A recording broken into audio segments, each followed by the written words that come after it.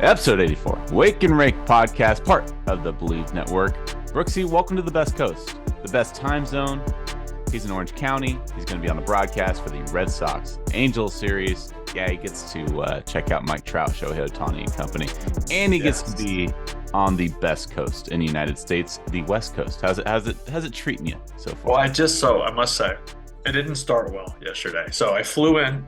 I flew out of West Palm, connected in Atlanta, and then went straight across to Orange County. I didn't have to fly to LAX, went into John Wayne, which is right here in Orange County, 7 minutes from the hotel. We're at Costa Mesa, where it's way less crazy, which is nice. So I get to the hotel. The team's still like mid-game in San Diego, so they were not expecting me. I guess I should have called and maybe said, hey, I'm going to be in like 4 hours before the team. So I get here. I was like, wow, the lobby's dark. Something feels off. So a guy walks up to me. He's like, hey, he sees my bag tag, which is the Red Sox. And he's like, are you checking in? I'm like, yeah. He goes, well, we don't have power right now. No power. Nothing. So apparently they do this like factory reset like once a year. And they thought that was the best time to get it done. So no power. Room wasn't ready. Left all my stuff at the hotel. Luckily, there's like a massive mall like across the street. There's like a bridge you can walk over and go get food, hang out. They did have power. So I hung out there for like 2 hours, came back, room's still not ready. They did have power, making progress. Eventually get in my room, and it's perfect. I'm complaining as if like first world problems, but didn't start well. Although it's like perfect outside. It was like 68 degrees, sunny. Coming from Florida where it's like 92 and like swamp ass in the air. It's like, it was nice to just be able to walk around in like a hoodie and like not sweat my ass off. Well, I apologize that your shoes were not shined and it's your fault. And your 5-star hotel was not It's not 5-star. I apologize that you live such a rough life, Will. Well, normally, so have you ever walked into a hotel and then had no power? No. Exactly. So I've stayed in some pretty. I've played in some, or not played. I've stayed in some pretty sketchy hotels before, though. Same. Me too. Macon, Georgia. So I will say I will say I'm not complaining, but it was a weird start to my West Coast trip. Have you or have you not had avocado toast and spent $15 on a juice yet? Because that is the standard in Orange County. I won't. You must. This is the Orange County starter pack. You must drive a Tesla. You must spend $15 on juice, and you must order $20 avocado. And you must lose half your check to income tax. Yeah. Perfect. You have no choice with that. Can we talk about baseball? I'm already over it. I just get really excited about California. Give me back to the East Coast. I feel like our energies are really close because we're in the same state. Finally, it just feels right. So I texted you this morning. I was like 9:30, and you're like. Whoa. Even I thought about it. I'm like, because I always have to think like my time and then your time. Well, it's kind of weird being on the same wavelength, man. I don't know how I feel about it. Yeah, I like it. BetOnline is your number one source for all your basketball info, stats, news, and scores. Get the latest odds and lines and the latest matchup reports for this year's NBA playoffs. BetOnline is your sports intel headquarters this season, as we have you covered for all your insider sports wagering needs. From basketball, MLB, NHL hockey, golf to UFC, and boxing. The fastest and easiest way to get your betting info, including live betting options and your favorite casino and card games available to play right from your home. Get into the action today. So head to the website and use your mobile device to join, and be sure to use our promo code BELIEVE to receive your 50% bonus on your first deposit. Bet online where the game starts. We're not going to be doing too much betting on this episode. Instead, we are starting to initiate our weekly power rankings theme that we're going to be doing every single week. The goal is to do it every Monday. Today we're starting with grades. We're about a quarter of the way through the MLB season. A little past it, yeah. Yeah, a little bit past it. So we want to hand out grades. These grades will be like for the first 40 games. So we're a little past that. So some of these teams may have heated up since, but this is just grading the first quarter. Correct. And there's a lot of season to be played. You know what I mean? Like if you got an F, sorry about it, but there's still 3 quarters left. So there's plenty of time to turn around in your season. I have one of those, borderline 2 of those. Do you have any Fs? I have one. You have an F? I have a D and an F. Ooh. But both of them are like playing much better. Yeah. Yeah. Can I guess? No. You're smart. All right. Fine. Let's just get into it. I have 5 teams. You have 5 teams. We have all 30 grades on our socials. So we only time, people. For time purposes, we can only discuss 10 of them, but we have all 30 grades. So head to our social profiles at Wake and Rake to get all 30 of our grades. Brooksy, the floor is yours. I'm going to start with the Los Angeles Dodgers, and I'm going to give them an A. They had like a super slow start. They had all of us wondering, is the lack of offseason moves, is this going to hurt them? I think we have our answer, right? I mean, I think as of right now, they're 10 games over 500. They still have a really good Diamondbacks team who's like a game and a half out on them. But I think through the first 40 games with the slow start, they got hot. They're well on their way to their 11th straight postseason. I think this would be their 5th straight outside of COVID, 5th straight 100-win season outside of 2020, which would be impressive to see. Andy Friedman, we talked about this on our last episode. He's been there for 7 years, and he's averaged 104 wins per season. Pretty absurd. They're well on their way. Like I said, Arizona's good. They're pushing them, but I don't think they'll outlast them. The Dodgers' first quarter, very good. A. Yeah, I think the Padres' struggles have helped illuminate the Dodgers too. Yeah, I really thought this would be the year that it's like Padres take that big step forward, and doesn't look like it's going to happen. They still get on base. That's what the Dodgers do. They lead the league in walks, 210 base on balls. They're not doing great with runners in scoring position, but they're formidable. They're doing enough, and it's what the Dodgers. It's like they always pitch, man. And of course, guys like JD Martinez and Jason Hayward are succeeding, right? That's just what the Dodgers do. Well, I mean, you got Mookie, Freeman, Will Smith. Yeah, Miguel Vargas is heating up. There you go. So they still have a really good team. I did think they would do more in the off season, but it's like you can't go for it every year, right? You can't just sell out every year because you end up with a depleted farm system. You end up with old guys on long contracts. And I think they have a good equation right now. It's like go for it every couple of years. And then in between, you still have good players and enough to compete in a tough division. That's a great transition for me because the first team that I have on my list is the San Diego Padres. This one's tough because they're actually doing everything right when you look at their team numbers. OPS, on base percent. Hear me out. I know you're cringing right now. But when you look at their team numbers, OPS, on base percentage, home runs, everything's like middle of the pack, like 12th to 15th in baseball. Likewise, their pitching numbers, ERA, strikeout per 9, they're around middle of the pack in just about every single category. They're not doing anything terribly other than runners in scoring position. Coming into this last weekend at a 196 batting average with runners in scoring position. That's not only the worst in Major League Baseball this year, but no team in Major League Baseball history, we're talking more than 100 years, people, has ever had a team batting average with runners in scoring position under the Mendoza line for a single. And that's through a whole season, though. So it's like, sure. Yeah. But still, that puts it in perspective for sure. 196th. They're bad, but the bases loaded, too. I saw a stat with them with the bases loaded that was awful, too. How about a 42.1 strikeout percentage with the bases loaded? Oh, they're striking out nearly half the time with the bases loaded. Corey Kluber helped that yesterday with the bases loaded for the Padres. Yeah, that percentage probably went up, actually. So Odor hit a 3-run double. They had a walk and a 3-run double. Oh, okay. So it went down. But 18 strikeouts with a runner on third base. That's the most in Major League Baseball. 108 strikeouts with runners in scoring position, the most in Major League Baseball. Jeez. So I gave them a C. A C? A C. What? With all that money that they spent? Because there's one category that they need to improve upon, runners in scoring position. If they can just patch that up, they're going to be fine. So they're doing everything else so right. I understand your grade, but is there not something where your grade is lower because expectations are so much higher? Like you go and you put together that team, you sign those guys, expectations go from here to here. Now, if you're performing here with lower expectations, it's a C. Yeah. If you're down here when expectations are like, we're going to the World Series, I feel like it's an F.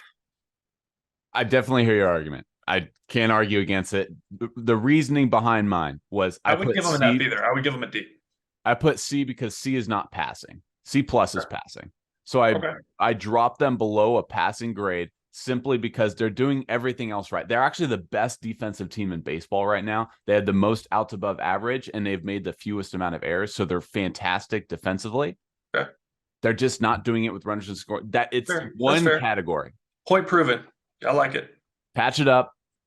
Let's get better, San Diego. Expectations are higher. Like so I'm going to stay positive here, and then I'll get to my bad grades. But I'm going to go with the Tampa Bay Rays. I mean, let's get this one out of the way. It's an A+. This is my only A+. There you go. Is that your gang sign? This is an easy one for me. I mean, they've slowed down a bit, but I mean, they're still 20 games over 500 as of today. Obviously, we're just talking about the first 40 games, so it was even better. They've lost 5 of their last 10 as of right now, so the record's not as good. They're still 34-14, which is absurd. I think something to be worried about is their rotation. I mean, tons of injuries, right?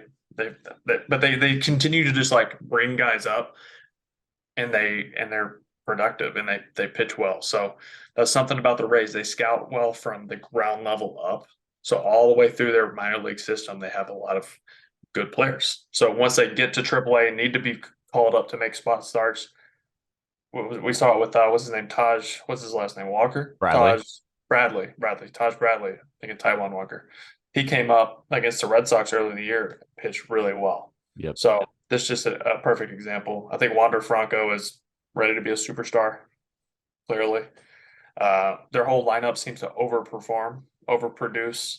I don't know if it's just like contagious in the clubhouse, whatever it might be, because winning is contagious. When you come to the field and you expect to win every day, that's almost half the battle. So they've literally done no wrong other than get hurt, right? They've had those injuries to their pitching staff, but I mean, they've been at the top of every category, offensively, defensively, pitching. Like, they're just really good. Base running, I mean, they're still in bases. Everything they do right now is just working. Kevin Cash, a great manager. So A+, that's an easy one for me. Is there any merit to the idea that Tampa Bay Rays acquire and or recruit pitchers with susceptibility to injury? Yeah, that's what they buy low on guys. Because like Matt Moore 10 years ago, he dealt with injury histories, and then now Luis Patino, Jeffrey Springs, like this is a track record. So it's like it's a risk reward type thing. Like, guys have, if they're healthy or they had been healthy, they'd probably be worth $10 million a year, but instead they get them for $3 or $4 million a year because of their injury history. So it's like they take that chance, and I don't know, maybe they have a really good training staff. Maybe they have something that we're looking into their scouting and coaching and the baseball side of things. Maybe they have something really good behind the scenes training staff wise, where they're still dealing with injuries, but they're still winning. So they're doing something right. I'm trying to figure it out along with everyone else, but it could just be they buy low and take chances on high metric guys whose analytics show that they're a good player. Health is just their only negative thing going on. Yeah, I just question whether that's sustainable, because I say that we say this every year, the last 5 or 6 years, and I'm like, this is the year they take a step back. This is the year they take. Nope. That doesn't happen. Yeah. They're in the mix every year, and then right now they're still the best team in baseball. Drew Rasmussen, Tyler Glasnow, also both injured right now. Half their rotation. Jeffrey Springs. Yeah, no, that they definitely something to be worried about. And you're already starting to see it in the standings. I mean, the Baltimore Orioles are right there. I got a good stat for you. So in the American League East, there are 5 winning records. The rest of the American League combined has 4. So there's more winning records in the American League East division than there is in the rest of the American League. That's kind of crazy. That's absurd. Just kind of shows how dominant that division is. I'm going to stay in the National League West one more time. My West Coast bias will eventually fade away. Diamondbacks gave them an A-. I like that. They're second best in defensive rating in the National League. They're 8th in OPS and on base percentage. One category where they could really start to improve upon, and I think this is per usual for a young squad, is they're 22nd in walk percentage this year. They have a ton of athleticism. They're first in baseball in limiting stolen bases, and then they're also tops in the league, or up there tops in the league in stolen bases. So the athleticism on this team is second to none. But right now, they're not really grinding out at bats. They're not really doing a great job of they're getting on base via hits. They're not getting on base via walks. And I think I'd rather have that than the latter, because the Padres are getting on base via walk, but they're not scoring runs. Right. So sometimes with a young team too, you don't want to you want them to fare on the side of aggressive, right? You don't want a passive young player. And if someone's aggressive, the last thing you want to do is take that away from them, because it's hard enough coming to the big leagues as a young player. You're automatically a little passive because just that, like, do I fit in? How am I going to compete with the big boys? So if you have an aggressive young player, let them run free, man. Don't tighten that leash. Like, let them go until it's a problem. And right now, it's not a problem. Lourdes Gurriel has been a great acquisition for them. I know they had to get rid of what's his name, outfielder that they sent to Toronto. Teoscar? No. Sorry, he came from Dalton Varsho. Yes. Oh my God. Yeah. I could see his face and I couldn't remember his name. We were both on that morning time zone over here. We're just blank up here. We're not awake. But A- for the Diamondbacks. They've been great defensively. Offensively, they've been great, led by guys like Corbin Burns. I mentioned Gurriel, Christian Walker. I think they have more levels that they can get to, but for a young squad, a really great start for Arizona. I like that. All right, my next team's the Mets. We got to hit on the Mets after all the money they spent. I'm not going to give them an F. I'm going to give them a D, though. Yeah, I'm going to give them a D. they're. I mean, right now, like I said, we're talking about the first 40 games. Like right now, they're playing really. You remember our last pod? I said, don't give up on them yet. And I gave you the stat of the last 3 World Series outside of the COVID year. Three teams made to the World Series with awful first 40 game records. So don't give up on them yet. They've rattled off 5 straight. They're playing better. They're pitching better. Verlander's job last night. Lindor's starting to swing it. Polar Bear's swinging it still. They're putting together good at bats and playing good baseball, playing good defense. But first quarter, gross, like stink. Like I was worried they weren't going to get hot because number one, they have this big payroll, right? Stevie Cohen spends all this money, creates his own tax threshold, and then they start the first quarter of the season where they don't beat bad teams. They had the weakest schedule in all of baseball. They lost series to the Reds, to the Rockies, to the Nationals, to the Tigers. It was literally the weakest schedule in baseball through the first 40 games, and they were under 500. Now they're going into this next month of a gauntlet. They have the Blue Jays, the Braves, the Phillies. They have a ton of good teams that they just played the Rays, right? But they're playing better. They're playing really good baseball right now. You got to think with that talent level on that roster, they start to put it together. And right now they have. But for the first 40, it was bad. They stunk. I give them a D. Is there anything to when you were playing? Obviously, when you play the Yankees, you're going to have more adrenaline. You have a little bit more energy. Is there anything, let's say, a midweek game against the Kansas City Royals? There's not too many people expected to be in attendance. Is there anything to playing down? Yeah, energy levels down. Yeah, energy levels down. You played down to your competition. Is that a real thing? No, I mean, I don't want to say you played down to your competition, but you definitely, when you're playing a primetime game under the lights, when you know you have to step it up, you do play better. Yeah, there's like a different level you tap into when you have to. You can kind of go into cruise control against bad teams. Yeah. That's where you lose. So I guess to your point, yeah, you can. Absolutely. I think that Polar Bear walk-off was like weight off the shoulders of that team against Tampa. No doubt. Yeah, they played well against the best team in baseball outside of – I still think record-wise, yes, best team in baseball. I still think the Braves are the best team. But, yeah. I'll take your hometown Texas Rangers next, and I'm going to give them an A. I don't think I realized how good the Texas Rangers have been until I looked at their team numbers. Everybody looks at their record and their payroll, and they're like, "Oh, okay, like they're a good team now." No. No, they're beating the shit out of people. This team is legit, Brooksy. First in RBI, first in batting average, second in OBP, OPS, and WRC plus. they're second in those three categories only to the Tampa Bay Rays, who have been on another planet. You got to see how many times they've scored more than 10 runs and they beat teams by more than 10 runs. It's like 10 times this season already. Jeez. That they've won by 10 runs. And me and you both had questions about their offense coming into the season. Absolutely. We knew their rotation was going to be good. It was their offense. There were a lot of guys in their lineup who I was thinking, like, they're not there yet. Like, they could be. Like, they were decent last year. Didn't expect this. I did say Adolis Garcia was a prime to be a 30-30 guy. Yeah, he's already got like 45 RBIs. Yeah. He's on pace for like 150 RBI, right? Him and Rafi Devers. Yeah. Devers has 44. He's one behind him. The team is fifth in hard hit percentage too. So like they're not only scoring runs, doing the basic stats, batting average, OPP, they're also doing it metrically too. And in pitching wise, they've been without DeGrom for the last month, yet they're 8th in ERA and 5th in batting average against in Major League Baseball. And then defensively, 4th in outs above average. The only aspect of their team that is not succeeding at a super high level right now is their bullpen. Their bullpen has a 4.59 ERA, which is 25th in baseball. Everything else, they've been when you're scoring that many runs, how many high leverage games are they coming into? I mean, at some point you got to figure it out because you're going to play close games throughout 162 and into the postseason. But I want to raise this question. Yes, they brought in some guys. They did get better. They still have a lot of the same position players, though. All right.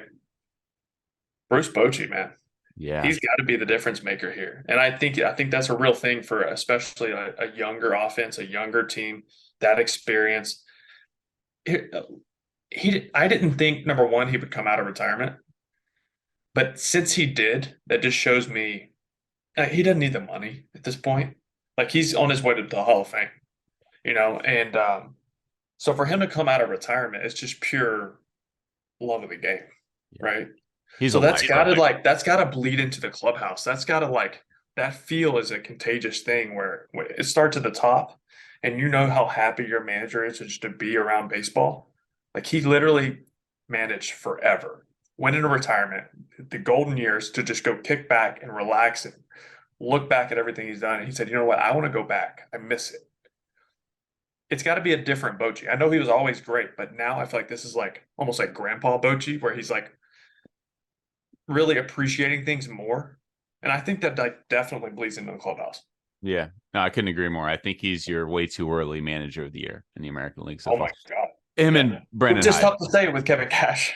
Yeah. I was thinking Brandon Hyde for Baltimore too, maybe. There's several candidates, but how do you not? I would give it to Bochy. Yeah. I would.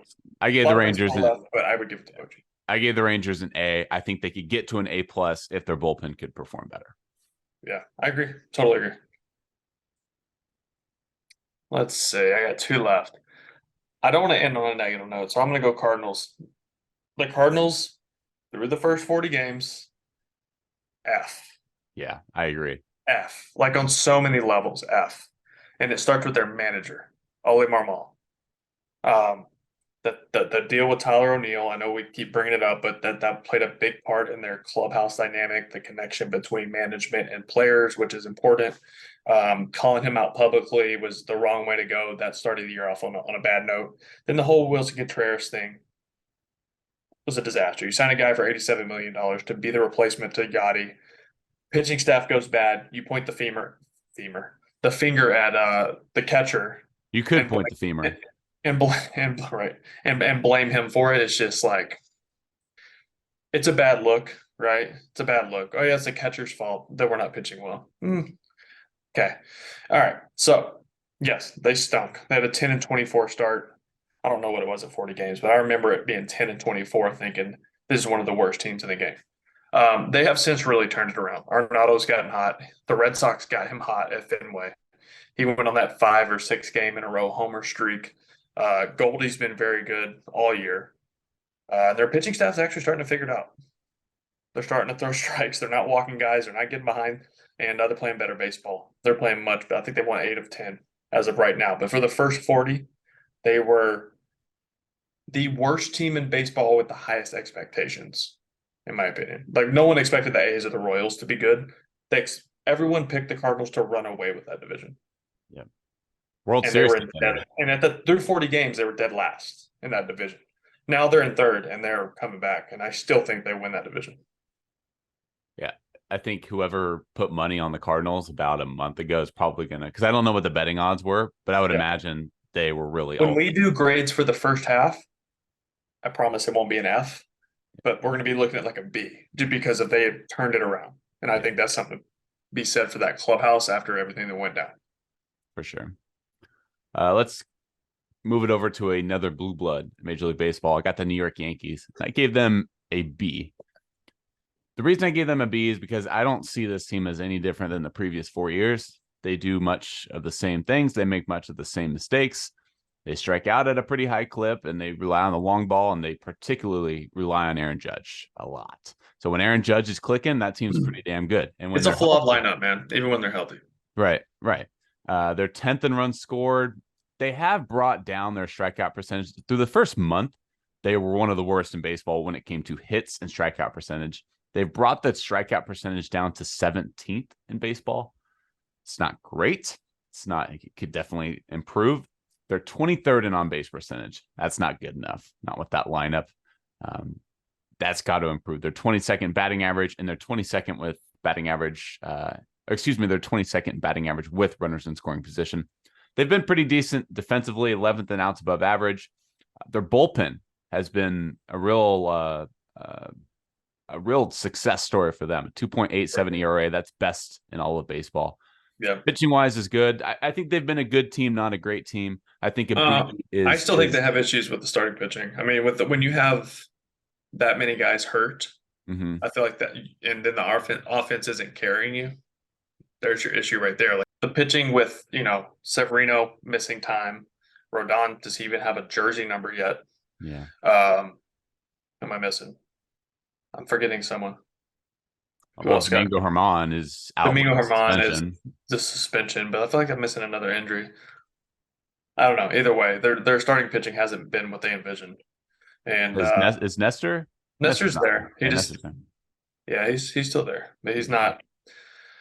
For some reason, people had this like picture of Nestor Cortez being like a Cy Young contender every year, which he was good that year, but like that, if you look at the stuff, like after people kind of figure out his old timing thing, the stuff isn't great. It's good, but when he can throw off when he's deceptive with changing his time to the plate, his leg lifts, all that, that's what makes him tough. If he had great stuff, he wouldn't need to do that. You know that. You were a pitcher. Yeah. Like he does that to make his stuff play up. To his credit, though, he is able to mix up timing. No, he is, but at some point, like he develops tendencies, and there's tape. Ceiling is lower. Guys get used to that stuff, and it's not a surprise anymore. And then all of a sudden, his stuff goes from here to here. Yeah. So there's a little bit of like regression there, in my opinion. Yeah. So I give him a B. I think there's a lot of room for improvement for that squad. Okay, I'm gonna end with the Sox. I'm here. Might as well talk about them. I'm gonna give them a B plus. Yeah. I think they've overperformed expectations. They're still fourth in the division, but it's the AL East. Like they're still, I think 5 or 6 games over 500. I don't know if they're that 26 and 21. 26, 21. Yes, right. They got beat yesterday. The Padres. That's what it was. I mean, I think their offense is one of the best in baseball. Top 3 offense all year up until this point, whether it's OPS, runs scored, batting average. Like you look at it, like up and down their lineup, they're 5 through 9 batters, 6 through 9 batters, best in baseball with production. So, what has held them down is their rotation. I mean, through the first 40 games, I wouldn't say first 40 games, the first 25, 30 games, their rotation was second worst, to the Oakland A's.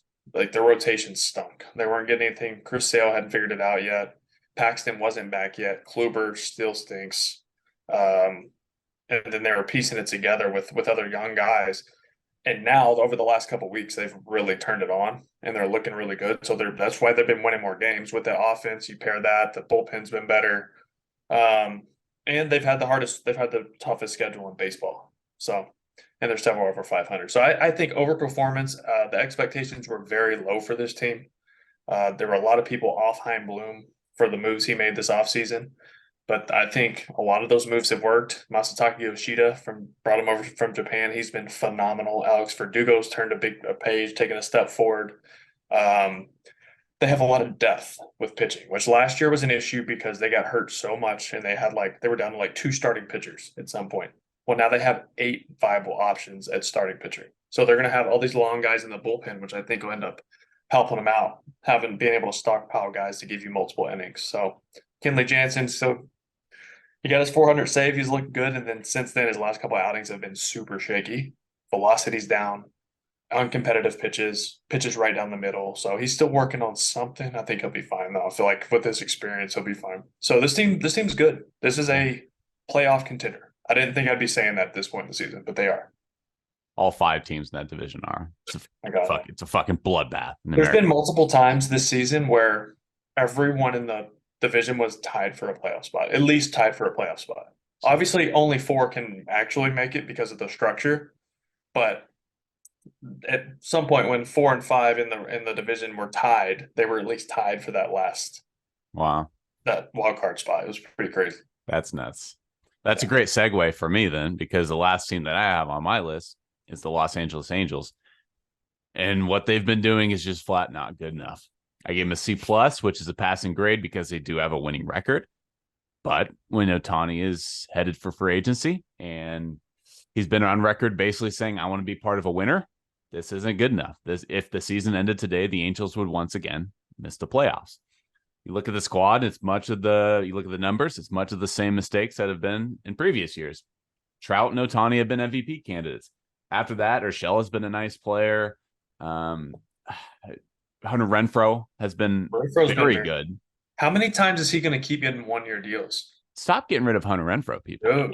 Dude, he's a good player. Wish he was still here. I don't know where he would play, but stop getting rid of him. But after that, it's like their other best 2 hitters after Trout, Ohtani, and Renfroe has been like their 2 backup catchers, right? And Logan O'Hoppe and Chad Wallach. Like O'Hoppe's still hurt. He hurt his shoulder. O'Hoppe's still hurt. He was leading all of Major League Baseball catchers and homers, but he's still hurt. Chad Wallach has a couple ding dongs. He's batting he has a 712 OPS. Mickey Moniak's kind of come out of nowhere for a few games recently, which is kind of prospect with the Phillies. Yeah, former top pick. The rotation's been good. So it's previous years, it was always the rotation letting them down. Now it's like the rest of their lineup just isn't getting the job done right now. Yeah. Bullpen hasn't been great. So right now I give them a C+ because they are a winning team technically. But the standard that these 2 players set with Trout and Ohtani, it's just flat not good enough. This team needs to be held to a higher standard. Which brings me to my point of there's no way you can pay Shohei $50+ a year and field a team around him when you haven't been able to do it when he was making 2 years ago, making $2 million a year. Maybe the team this year, but maybe the team needs a complete reset because they weren't able to do it with Pujols' contract either. You know, you trade him, right? I'm trading Ohtani. Yeah, deadline. If they're where they're at the deadline right now, probably. Because here is the question though. It's not like can we contend in September and play meaningful games in September. Are we a team that can win a World Series, go on a run and win a World Series if we get in? I say no. So at that point, you're just going to lose Ohtani for nothing in the offseason, or do you at least get something for him? I feel like the smart play, if you do reset like you want to do, right, you need to get something. Even if he's a rental for a couple months for a team, something. Whether it's A-ball prospects, whatever it is, get something. Yeah. I hate that for the Angels fans, but from a business model, you got to get something. Yeah, no, I agree. Right now, they're on the outside looking in. If, again, it's early, 3 games back in the American League wild card. So I get to see him tonight. There you go. Maybe we can get a better pitch. Like for us as broadcasters, I wish he was pitching. For the Boston Red Sox offense, I'm so glad he's not. Yeah. I know he struggled a little bit, but his stuff is still electric. Yeah, it's ridiculous. So we'll check back next time. I'll tell you how he looks in person. Deal. Check out the rest of our other total MLB 30, all 30 teams across the Wake and Rake social profiles. We'll have grades for all 30. So we only had time for 10. Check out all 30 on the Wake and Rake pod. make sure to hit up Believe Network. Okay, you can see us on all the TV networks that we're on. For Believe Network now, we're on every day prime time. I think it's 5:30 Pacific time, 8:30 Eastern on the Believe Network. Make sure you check us out there. Go enjoy some avocado toast. Don't forget your Tesla, and rock some Lululemon. You'll fit right in Orange County. I got some Lulu. There's an outlet in San Clemente if you're looking for some more iced coffee. Yeah. There's only it's a quad though. There's 4 espresso shots in that. Oh. So got to get it going. A little tired from the time change. We'll see if you tune into the game tonight. About the 6th inning, your boy's gonna be nodding off. Yeah. It's gonna be late East Coast time. I always tend to FaceTime you when I'm a little intoxicated with the buddies at it's 11 p.m., 12 a.m. my time, which means it's normally 2 a.m. I'm in my 4th cycle of REM sleep by then. Now I can FaceTime you when I'm intoxicated and you'll be awake. Yeah, except I'll be doing a game, so I will not answer. That's okay. Actually, no, the game be over by then. So go ahead. Fire him away. Deal. All right, guys. Wake and RAKE Podcast. Thanks for tuning in. We'll see you next time, people. Peace.